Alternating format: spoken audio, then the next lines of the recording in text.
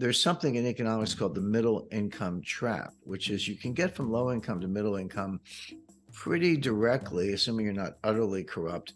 You bring people in from the cities, you bring people in from the country, you bring them into the cities, you build housing. There's nothing luxurious about it. It's not much more than a dormitory, but they have housing, they have public transportation, they can get to work. They do assembly style manufacturing. We're not talking about, the German auto industry. We're talking about like Lego style manufacturing where you put things together.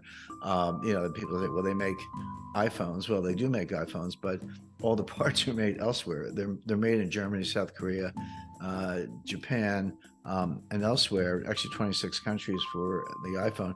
And China just puts them together. It kind of assembles it, puts a case on it, and ships it out. So that's, I don't want to say easy, but that's pretty direct. But then the question is, how do you get from there to high income? Meaning, $20,000 a year per capita or higher. The answer is you can't do it the way I just described. That's middle income.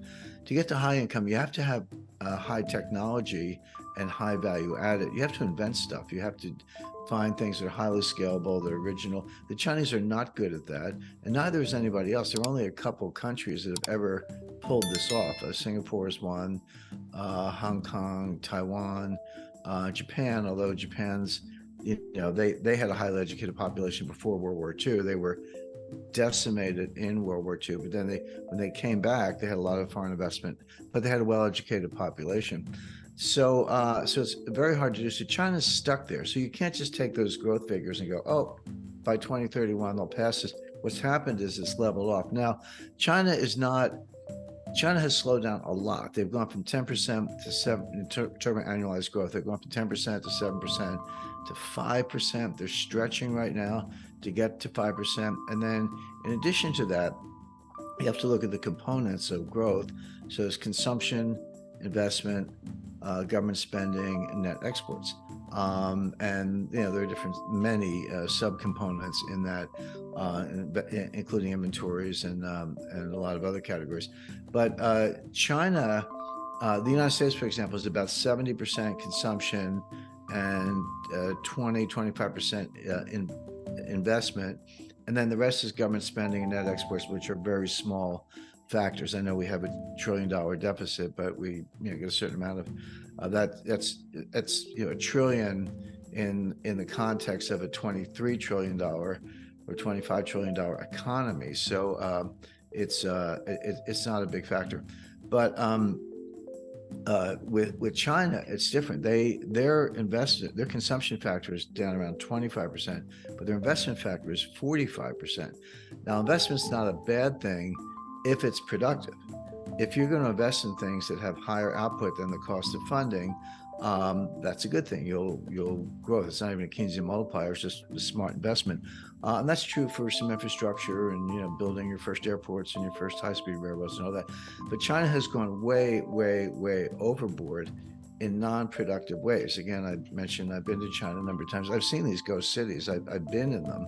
I've walked through empty buildings, and the Chinese, the communist people with me, they tell me, well, we're going to fill this up. This is the future Los Alamos of China, whatever. I'm like, guys, there's nobody here. Yeah. And they're like, well, they're coming, they're coming. So my point being, they've wasted it. So if you take the 45% of GDP that's investment and you assume half of it's wasted, and I think that's a good estimate, and you use generally accepted accounting principles, you would write that off. They don't, of course, they just count. I mean, there is real steel and aluminum and concrete and cement and jobs. That's all real. But when they're done, there's nothing there. I mean, they've got a building that's empty, that's not producing any revenue, or a railroad station with 125 escalators that are mostly empty. So they're probably, if you adjust for that, they're probably in a recession already, probably have been. But now the numbers, even without making that adjustment, the numbers are coming down very fast. So whether China is technically in a recession or not is almost irrelevant. What is relevant is the fact that their economy is slowing significantly. A lot of the growth you see is wasted growth, so it's not going to pay off. They're doing all these stimulus plans, and Wall Street keeps saying the Chinese are doing stimulus, buy Chinese stocks. I mean, Wall Street just wants to sell you stocks, but stimulus doesn't work. You can call it stimulus, but it doesn't actually work. Because you're wasting the money. So China is either near a recession, But whether it's technically in a recession or not doesn't matter, because it's slowed down so much. It's not going to contribute to world growth, and the Chinese will barely be able to, kind of take care of themselves, let alone dominate the world. Which puts Xi in a box, because the Chinese have a concept called the mandate of heaven, very intangible, very kind of spiritual, whatever. But in effect, do the people believe in the leadership? That's the mandate of heaven. If you lose it, you're done. And Xi, a lot of senior people are disappearing. They're either being killed or imprisoned or demoted, if they're lucky, or put in jail, whatever. So those are signs of a guy who's not very secure. So I don't, as much as Xi ran rings around Biden at the summit, I don't put a lot of stock in China. I think they're slowing down a lot. They're going to take the world with it. What do you think? One last question on China. What do you think their next move is? They don't have any moves because they're an export powerhouse. But the smart U.S. companies, and there are a lot of them, they're moving to India. Apple's moving to India. The U.S. foreign direct investment is pivoting to Indonesia, Thailand, Malaysia, India, and elsewhere. A lot of it's being sourced back in the United States. Our labor costs are not, put it differently, so-called foreign cheap labor. First of all, it's not really cheap because it's not as productive. But even if the productivity goes up, it's not a lot more expensive than in the U.S. And you got transportation costs. So a lot of major, tens of billions of dollars are being invested in the U.S. semiconductor industry in places like Arizona, Oregon, Texas, elsewhere. That money's not going to China, whereas it might have in a different time. So, and if China relies on exporting to the rest of the world, what happens when the rest of the world slows down and they don't buy their exports? And then China they never brought up their consumption game. They wasted the investment game, and foreign investment starts to move elsewhere. What are they going to do?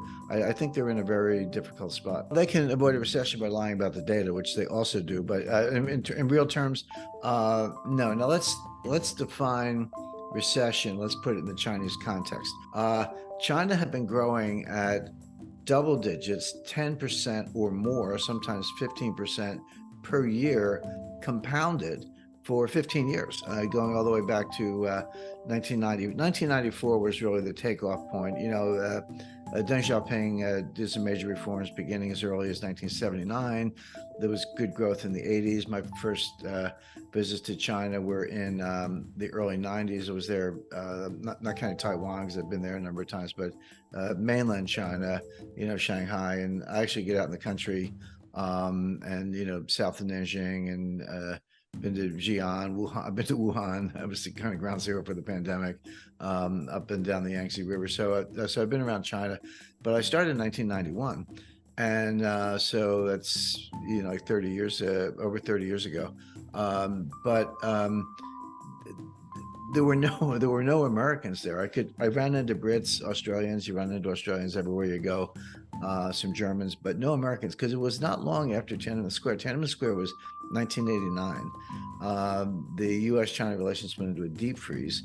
Again, I didn't meet an American while I was there. They just weren't around.